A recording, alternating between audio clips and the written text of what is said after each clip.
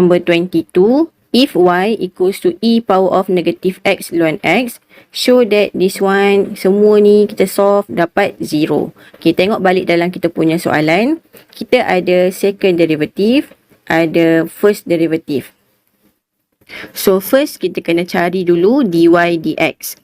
Okay, tengok balik function y. Dalam function y ni dia ada dua function, exponent dengan ln. So ada two function. Bila ada two function, nak cari dy dx kena guna kaedah product rule lah. U, V. So u equals to e power of negative x. Dan kita differentiate u, salin balik, darabkan dengan differentiate power dia negative 1. So kita susun negative e power of negative x. Then v equals to ln x. Then kita find v prime. So differentiate ln x akan jadi 1 over x. Kita find dy dx gunakan formula product rule. vu prime plus uv prime. Okay, v ln x, u prime negative e power of negative x plus u e power of negative x and v prime 1 over x. Dan kita susun negative e power of negative x ln x plus e power of negative x over x.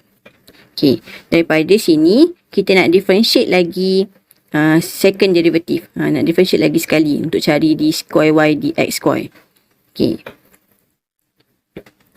Ini sama je macam soalan y. So saya gantikan dia dengan y supaya kamu senang nak differentiate. So ni adalah answer untuk dy dx. Okay, sekarang kita nak differentiate lagi sekali. So second derivative, lagi sekali differentiate akan jadi second derivative equals to negative y. Differentiate y akan jadi dy dx. Plus, okay, nak differentiate bentuk fraction, atas dan bawah ada x. So maksudnya dia menggunakan kaedah quotient rule. So ini u, v.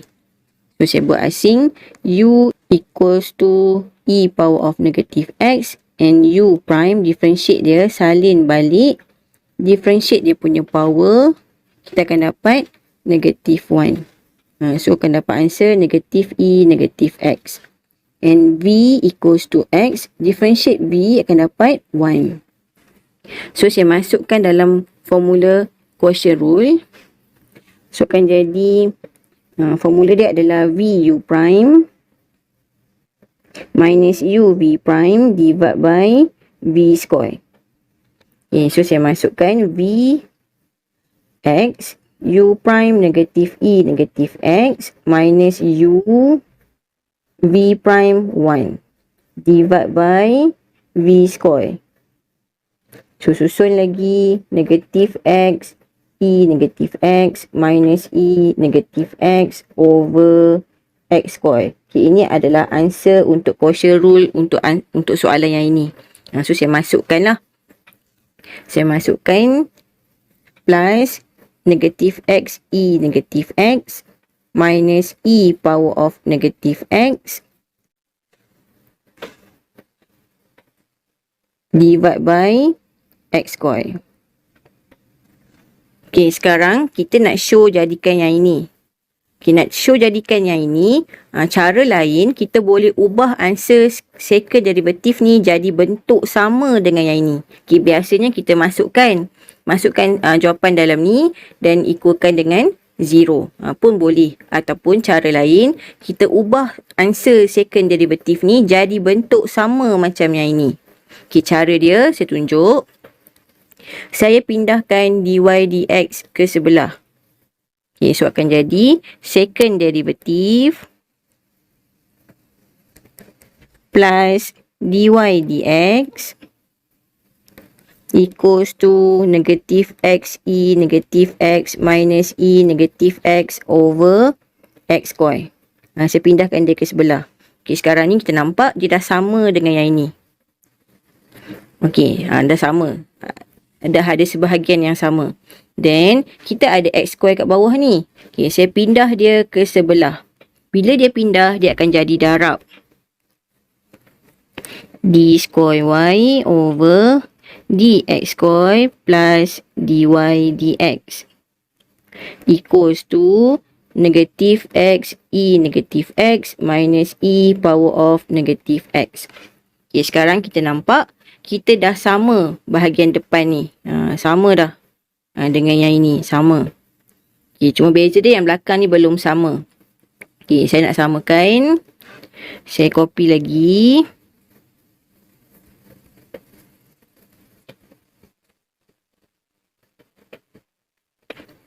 Kita pindahkan semua ni masukkan ke dalam. So, minus kan di plus x e negative x plus e negative x equals to 0. Okay, nampak nak sama dah. Cuma kat sini dia keluarkan e power of negative x. Okay, so saya copy lagi.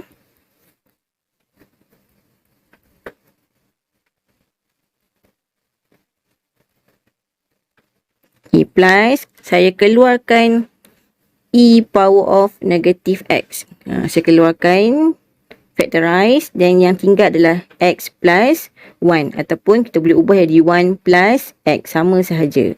Dan kita check sama tak dengan yang show tadi, sama sebiji soalan dia. So ini adalah cara lain untuk kamu show. Sama ada kamu masukkan nilai dalam ni dan dapatkan jawapan 0.